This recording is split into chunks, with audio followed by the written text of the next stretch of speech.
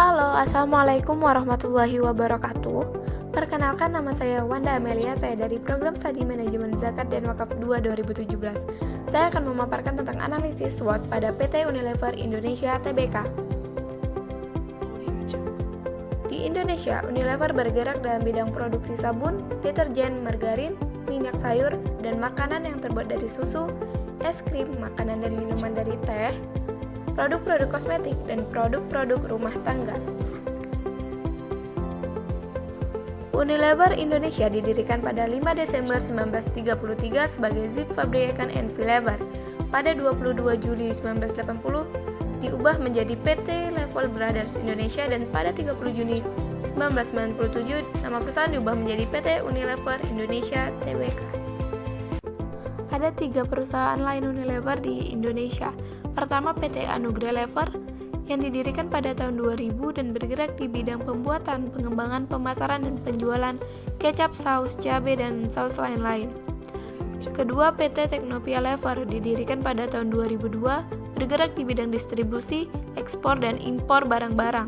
Ketiga, PT Knorr Indonesia yang diakui pada 21 Januari 2004. Nah, mari kita bahas analisis SWOT pada PT Unilever Indonesia Tbk yang meliputi strengths, weaknesses, opportunities, dan threats. Strengths atau kekuatan. Yang pertama, strategi promosi yang menampilkan model-model yang tipikal muda. Kedua, PT Unilever gencar di misi sosial. Ketiga, pemimpin pasar konsumer goods di Indonesia. Keempat, memiliki tim yang terdiri dari orang berdedikasi, terampil, dan termotivasi. Kelima, adanya kenaikan pangsa pasar. Keenam, PT Unilever memiliki jaringan distribusi sendiri yang mempermudah ke daerah-daerah dapat terlayani. Selanjutnya, weaknesses atau kelemahan.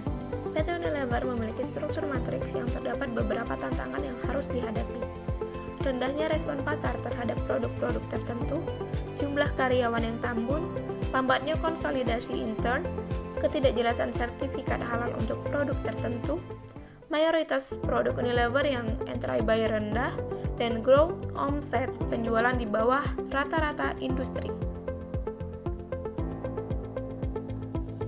Opportunities atau kesempatan meliputi stabilitas ekonomi yang relatif baik dengan pertumbuhan yang menggembirakan bagi ekonomi Indonesia, pertumbuhan ekonomi yang kuat di pulau-pulau seperti Sumatera, Kalimantan, Sulawesi, dan Papua, tingginya kepuasan konsumen terlihat dari predikat Prima Index, tingginya tingkat ketergantungan masyarakat akan jenis produk consumer goods, dan rekomendasi investasi pada saham dengan level beta di bawah 1.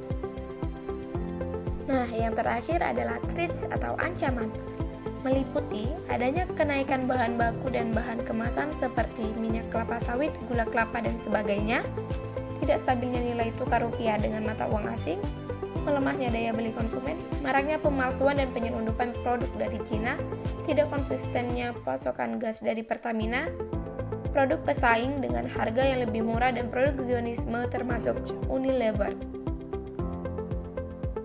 Berikut ini adalah salah satu contoh strategi yang harus dilaksanakan untuk mengatasi ancaman dalam perusahaan PT Unilever Indonesia Tbk.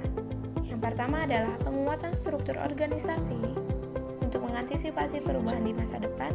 Kedua, penguatan sistem manajemen sumber daya manusia. Ketiga, peningkatan sistem komputerisasi yang terintegrasi. Dan keempat, pengembangan sistem budaya kerja yang kreatif dan inovasi.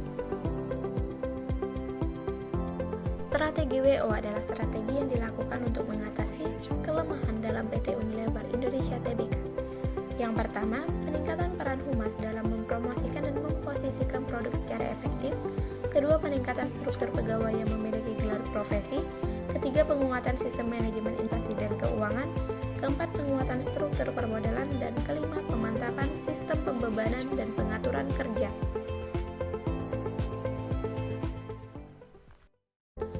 Baiklah, mungkin itu saja yang bisa saya sampaikan dalam analisis SWOT PT Unilever Indonesia Tbk.